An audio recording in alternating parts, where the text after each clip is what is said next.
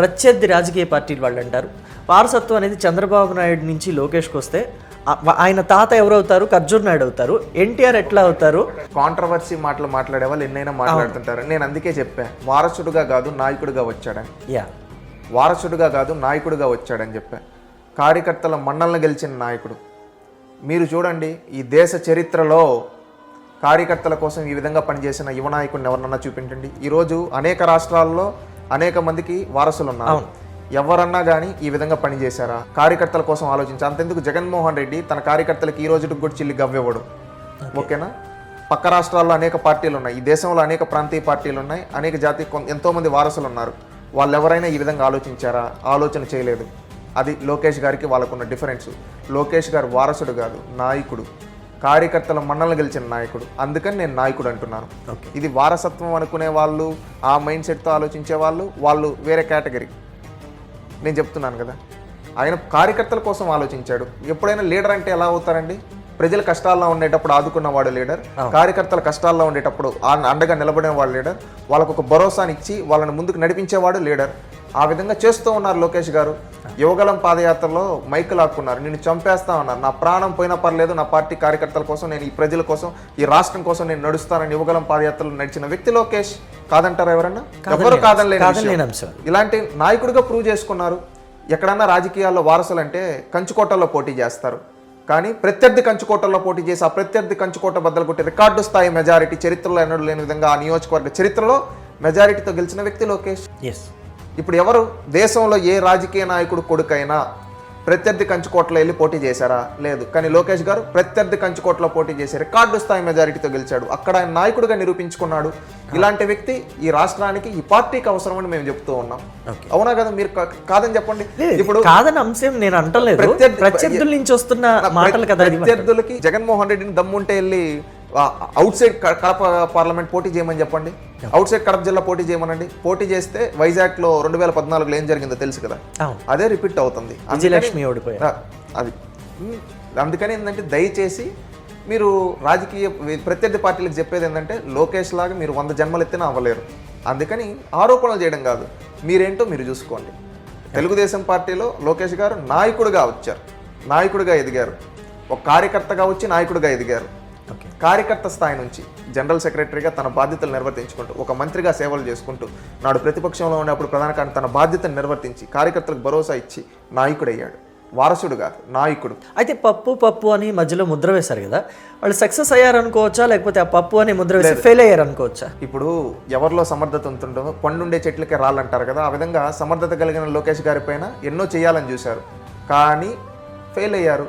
ఎందుకంటే లోకేష్ గారి సమర్థత రోజు రోజుకి బయటికి రావడంతో ఈరోజు చూడండి ఎన్నో వినూత్నమైన ఆలోచనలు. ఈరోజు ఎగ్జాంపుల్, నాడు మైక్రోసాఫ్ట్ని తీసుకొని వచ్చారు చంద్రబాబు నాయుడు గారు, దాన్ని మించి ఈరోజు గూగుల్ని తీసుకొని వచ్చారు. నాడు చంద్రబాబు నాయుడు గారు ఈ సేవ మీ సేవ అంటే ఈరోజు వాట్సాప్ గవర్నెన్స్ని తీసుకొని చరచేతలో పెట్టారు. ఈరోజు ఆ రోజు చంద్రబాబు నాయుడు గారు శిక్షణా తరగతుల కార్యకర్తలని ఆఫీసులో కూర్చోబెట్టి ఈ విధంగా మనం చేస్తుంటే, ఈరోజు దాన్ని ఇంకా అడ్వాన్స్ చేసి కార్యకర్తకు విలువలతో పాటు ఇంకా మనం చాలా వరకు వాళ్ళని ఆర్థికంగా నిలదొక్కునే విధంగా వాళ్ళకు సలహాలు ఇచ్చి ఈ విధంగా ముందుకు తీసుకొని ఆలోచనలు చేశారు. ప్రతి ఒక్క దాంట్లో దాన్ని మించి చేస్తూ ఉన్నారు పార్టీల కార్యకర్తలకు. అందుకని ఇలాంటి నాయకత్వం అవసరం అని చెప్పి నేను భావిస్తూ ఉన్నాను. ఇంకొకటి ఏంటంటే, ఈ పార్టీకి యువతరం లోకేష్ గారి నాయకత్వంలో రండి, కలిసి పనిచేద్దాం. ఈ రాష్ట్రాన్ని అభివృద్ధి చేసుకున్నాం, ఈ దేశాన్ని అభివృద్ధి చేసుకున్నాం. ఎప్పుడు కానీ తెలుగుదేశం పార్టీ ప్రాంతీయ పార్టీగా పుట్టిన జాతీయ భావాలతో పనిచేసింది, నాటి నుంచి నేటి వరకు. అది మనందరం అర్థం చేసుకోవాలి. ఏ రోజు కానీ ఇంకొకటి, మనం చేసిన అభివృద్ధి ఈ తెలుగు నేలపైన మాట్లాడుకుంటే అభివృద్ధి కార్యక్రమాలు, సంక్షేమ కార్యక్రమాలు. ఈరోజు 5 రూపాయలకు పేదవాడికి భోజనం పెట్టే అన్న క్యాంటీన్లు తీసుకొని వచ్చింది తెలుగుదేశం పార్టీ. మనం చూసుకుంటే ఈరోజు సూపర్ 6లో అన్నదాత సుఖీభవ కావచ్చు, మత్స్యకారు భరోసా కావచ్చు, చేనేతలకు భరోసా కావచ్చు, ఈ విధంగా అన్ని వర్గాలకి ఇస్తూ ఉన్నారు. నాడు బడుగు బలహీన వర్గాల కోసం రిజర్వేషన్లు తీసుకొని వచ్చారు. మనం ఇప్పుడు దోబి ఘాట్లు ఉంటాయి కదండి ఊళ్ళలో, అవుట్కి ఫస్ట్ టైం తీసుకొని వచ్చి ఎవరైతే వీళ్ళు రజకులు ఉంటారో వాళ్ళకి దోబి ఘాట్లు బయట ఎక్కడో చేసుకోవాలంటే కష్టంగా ఉంది. ఈ వాటర్ వీళ్ళకంటూ ప్రత్యేకంగా దోబి ఘాట్లు ఏర్పాటు చేశారు. మళ్ళీ ఎవరైతే నాయ బ్రాహ్మణులు ఉంటారో వాళ్ళ కోసం ప్రత్యేకంగా వాళ్ళ సెలూన్లకి వీటికి పవర్ పైన వీటిపైన సబ్సిడీలు ఇవ్వడం కావచ్చు. మనం చూసుకుంటే ఎస్సీ ఎస్టీలను, ముఖ్యంగా దళితుల్ని ఈ శాసించే స్థాయిలో ఉండాలని దళితులను కూర్చోబెట్టింది కావచ్చు. గిరిజనుల్లో ఒక చైతన్యాన్ని తీసుకొని వచ్చి చేయడం కావచ్చు. నేను ఒకటి చెప్పదలుచుకున్నాను. గతంలో ఉన్న పాలకులు 2019 నుంచి గిరిజనులతో గంజాయి పండించి వాళ్ళు వ్యాపారాలు చేసుకుని, కానీ ఈరోజు వచ్చిన ప్రభుత్వం గిరిజనులు ఒక చైతన్యాన్ని తీసుకొచ్చి అరకు కాఫీ చేసే విధంగా వాళ్ళు చేసే ఫుడ్స్ని వాటిని గ్లోబల్ వైడ్గా ప్రమోట్ చేస్తూ గిరిజనుల ఖ్యాతిని ప్రపంచానికి, మన తెలుగు గిరిజనుల ఖ్యాతిని ప్రపంచానికి తెలిసే విధంగా పనిచేస్తూ ఉంది. అదేవిధంగా బడుగు బలహీన వర్గాల వాళ్ళు ఎప్పుడు ఉన్నత స్థానంలో ఉండాలని తెలుగుదేశం పార్టీ ఆలోచన చేస్తుంది.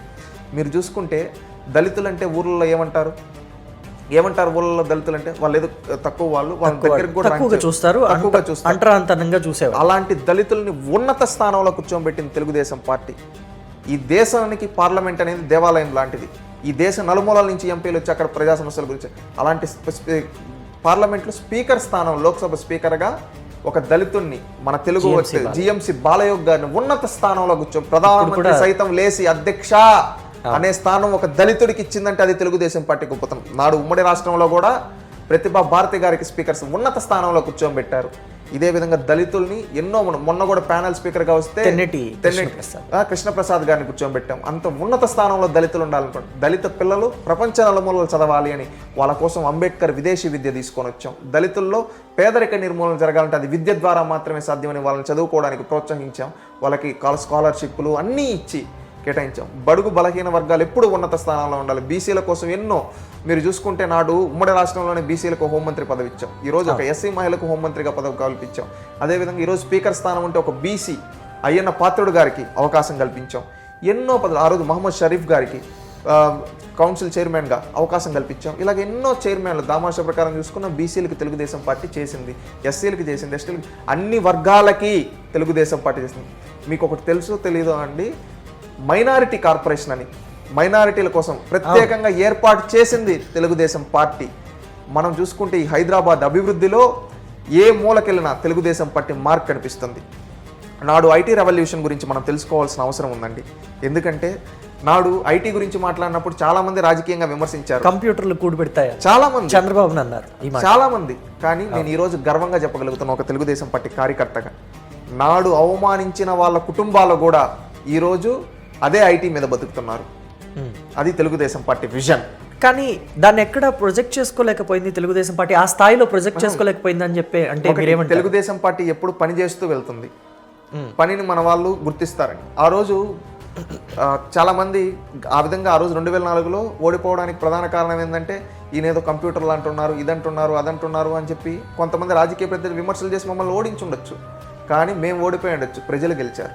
తాత్కాలికంగా అప్పుడు ఓడిపోయి ఉండొచ్చు, కానీ దాన్ని ప్రజల్లోకి తీసుకువెళ్తే ఖచ్చితంగా భవిష్యత్తులో అయినా లాభం ఉంటుందని చెప్పేసి ఆలోచించారా?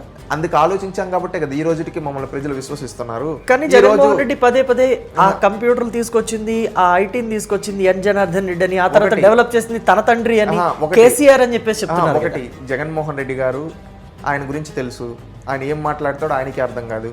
ఒకటి, మైక్రోసాఫ్ట్ ఎవరు తీసుకొని వచ్చారు? చంద్రబాబు. హైటెక్ సిటీ ఎవరు కట్టారు? చంద్రబాబు. మళ్ళీ వచ్చి ఆ రోజు ఐటీని ప్రమోట్ చేస్తే విమర్శించింది ఎవరు? కాంగ్రెస్ పార్టీ వాళ్ళు. దానివల్ల లబ్ధి పొందుతున్న వాళ్ళు ప్రతి ఒక్క కులం, ప్రతి ఒక్క వర్గం ఉంది. ఆ రోజు హైటెక్ సిటీ కడుతుంటే ఏమన్నారు? మీరు చెప్పండి, నీ కులం వాళ్ళ కోసం కట్టుకోండి, నీ కులం వాళ్ళకు రియల్ ఎస్టేట్ కోసం కట్టుకుంటున్నారన్నారు. ఎస్ అన్నారు. ఈరోజు అమరావతిలో సేమ్ అదే మాట అంటూ ఉన్నారు. గుర్తుపెట్టుకోవాలి రాష్ట్ర ప్రజలు, అందరూ యువత. కానీ ఈరోజు హైటెక్ సిటీ దగ్గర మీరు వెళ్ళి చూస్తే ఎన్ని వర్గాల వాళ్ళు ఉన్నారు, ఎన్ని కులాల వాళ్ళు ఉన్నారు, ఎన్ని మతాల వాళ్ళు ఉన్నారు, ఎన్ని ఈ దేశ నలుమూలల నుంచి వచ్చారు. ఈ రోజు లబ్ధి ఒకరు పొందారా? ఈ దేశం అంతా పొందిందా? ఎస్, ఎక్కువ మంది, అన్ని వర్గాల వాళ్ళు. రేపు అమరావతిలో కూడా అన్ని వర్గాల వాళ్ళకి న్యాయం జరుగుతుంది.